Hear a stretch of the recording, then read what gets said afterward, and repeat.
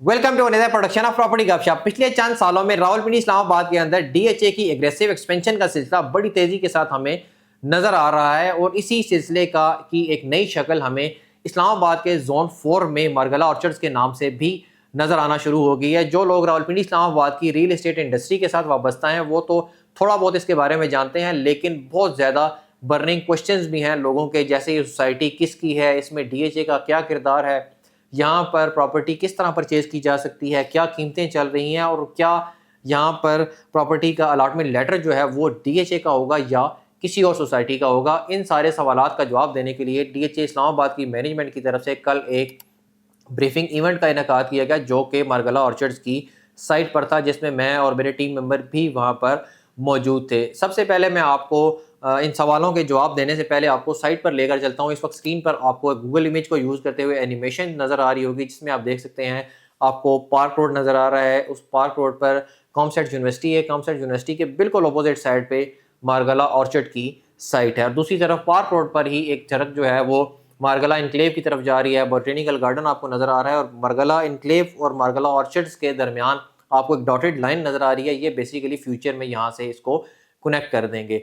अब आ जाते हैं सवालों की तरफ कि इसका इसका जो इस सोसाइटी का स्टार्ट कहाँ से हुआ। बेसिकली 2016 में इसकी सोसाइटी की मारगला ऑर्चर्ड्स की बुनियाद रखी गई, जिसमें दो पार्टनर्स थे, federal government employees housing authority और सुप्रीम कोर्ट बार ने ये फैसला किया 2016 में अपने एम्प्लॉयज़ को सर्विस बेनिफिट देने का एज आ प्लॉट्स। उसके बाद अभी 2024 में आके डीएचए ने इसको ऑन बोर्ड लिया और अब इसके 3 पार्टनर्स हैं। Number 1 federal government employees housing authority के मेंबर्स होके, उसके बाद सुप्रीम कोर्ट बार और अब आ गया डीएचए। डीएचए एज आ डेवलपमेंट पार्टनर जो है ना, उसने इनको ऑन बोर्ड लिया। 2024 तक जो सुप्रीम कोर्ट और फेडरल गवर्नमेंट थी, इन्होंने ये डिलीवर नहीं कर पाए, इसको डेवलप नहीं कर पाए, तो अब डीएचए ने इसको ऑन बोर्ड ले लिया। अब आ जाते हैं जो इनका आपस में एग्रीमेंट हुआ, उस हिसाब से ये इनकी क्या क्या क्या जिम्मेदारियां हैं। सबसे पहले जो जिम्मेदारी है लैंड एक्वायर करने की, लैंड प्रोवाइडर के साथ डील करने की, वो federal government employees housing authority की है कि लैंड एक्वायर करनी है। उसके बाद उसमें जो लैंड प्रोवाइडर के साथ डील करना है, वो सारी की सारी जिम्मेदारी federal government employees housing authority की है।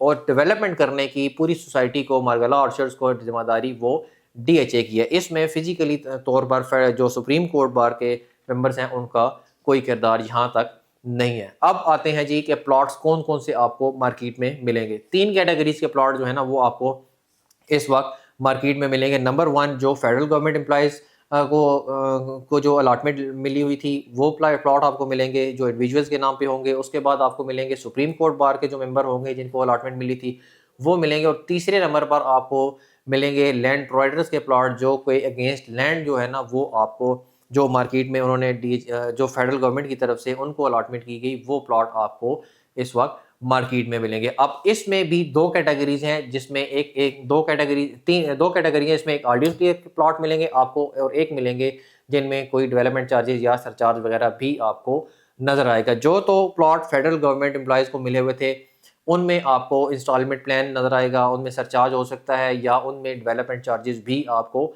नजर आएंगे। ये सारी बातें हमें कल की ब्रीफिंग में बताएंगी।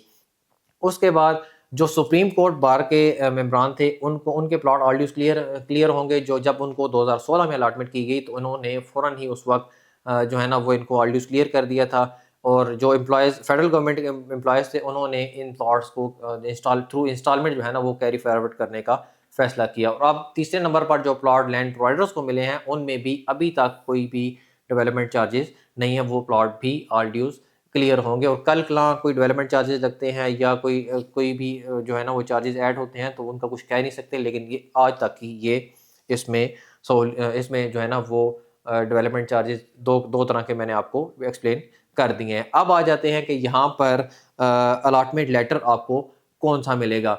जो तो कमर्शियल प्लॉट्स हैं डीएचए को अगेंस्ट डेवलपमेंट जो है ना वो सारे डे 1 से आपको डीएचए की तरफ से जो है ना वो आपको मिलेंगे। और डीएचए का ही लोगो वाला जो लेटर है, जिस तरह बाकी फेजेस में मिलते हैं आपको वो लेटर डी कमर्शियल प्लॉट्स का मिलेगा। जो रेजिडेंशियल प्लॉट्स हैं जो फेडरल गवर्नमेंट के एम्प्लॉयज़ के हैं या चाहे वो सुप्रीम कोर्ट बार के हैं, वो आपको उन्हीं का जो अलॉटमेंट लेटर होता है वही अलॉटमेंट लेटर जारी किया जाएगा, और फिल वक्त जो ट्रांसफ़र है रेजिडेंशियल प्लॉट्स की वो भी federal government employees housing authority के ऑफिस में ही होगी।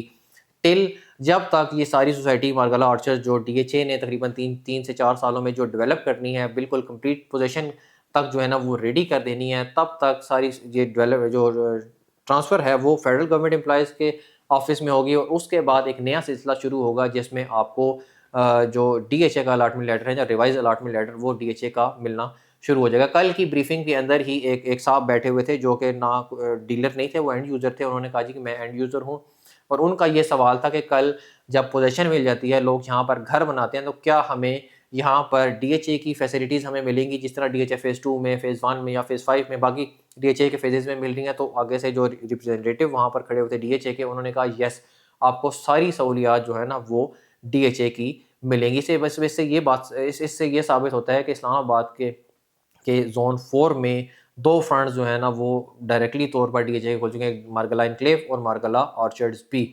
इस वक्त जो मार्केट में एक हमारे रियल एस्टेट इंडस्ट्री के जो ग्रुप है जो डीएचए का स्पेशल डील करते हैं, उनकी प्लॉट्स भी है ना, लैंड प्रोवाइडर्स के प्लॉट्स जो हैं वो भी मार्केट में घूम रहे हैं, जो अप्रॉक्सीमेटली जो यहाँ पर इस वक्त रेट चल रहा है वो तकरीबन 25-26 मिलियन से लेकर 30-31 मिलियन की ब्रैकेट में एक कनाल के प्लॉट्स चल रहे हैं, जो कि लैंड प्रोवाइडर्स वाले प्लॉट हैं। इसके अलावा आपको फेडरल गवर्नमेंट वाले प्लॉट मिल जाएंगे जो इंडिविजुअल्स के पास होंगे, सुप्रीम कोर्ट वाले प्लॉट भी मार्केट में मिल जाएंगे। यहीं पर अब एक और सवाल पैदा होता है कि क्या मार्गला ऑर्चर्ड्स में सरमाया करना चाहिए? यस, बिल्कुल लाजमी करना चाहिए, क्योंकि पार्क रोड पर ये एक ऐसा जंक्शन है जहाँ पर आपको मैं 100% तो नहीं कह सकता कि 6 महीने या साल में 2 साल में डबल हो जाएंगे, लेकिन आपको यहाँ पर अगर आप अफोर्ड कर सकते हैं तो यहाँ पर प्लॉट लाजमी जो है ना वो परचेज़ करना चाहिए। आप लॉन्ग टाइम सोचकर इसमें लाजमी अपना सरमाया करना चाहिए। ये जिस तरह यहाँ पर डीएचए डेवलपमेंट कर रहा है,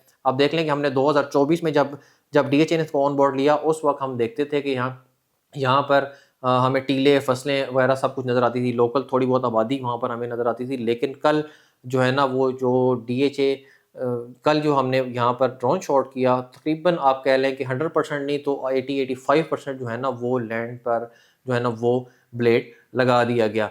जो कमर्शियल प्लॉट डीएचए ने लॉन्च किए हैं, रिसेंटली लॉन्च किए हैं, उनमें भी आप कह लें कि डीएचए की तरफ से ये था कि हम दिसंबर 2026 तक इन इन प्लॉट्स को, जिसमें स्पेशली साइट 1 और साइट 2 थी, जिनको हम पोजीशन तक ले जाएंगे। अगर आप 40% पेमेंट करते हैं तो 40% पेमेंट करने के बाद आप उस पर अपना प्रोजेक्ट जो है ना वो आप उस पर कंस्ट्रक्ट कर सकते हैं। और ये वो कमर्शियल हैं मार्गला ऑर्चर्ड्स के, जिनको स्पेशली मार्गला ऑर्चर्ड्स की जो रेजिडेंशियल प्लॉट्स हैं उनके ऊपर डिपेंड नहीं करना पड़ेगा। ऑलरेडी सराउंडिंग में जितना भी जो एरिया है वो कमर्शियल उसके चल रहे हैं, जैसे सामने यूनिवर्सिटी है, और बाकी एरियाज़ की वजह से भी ये कमर्शियल जो है ना वो आने वाले टाइम पे फ़ौरन आबाद हो जाएंगे। इंशाल्लाह आपके लिए ऐसी इन्फॉर्मेटिव वीडियोज़ हम बनाते रहेंगे। हमारे चैनल को सब्सक्राइब करें। Thank you very much.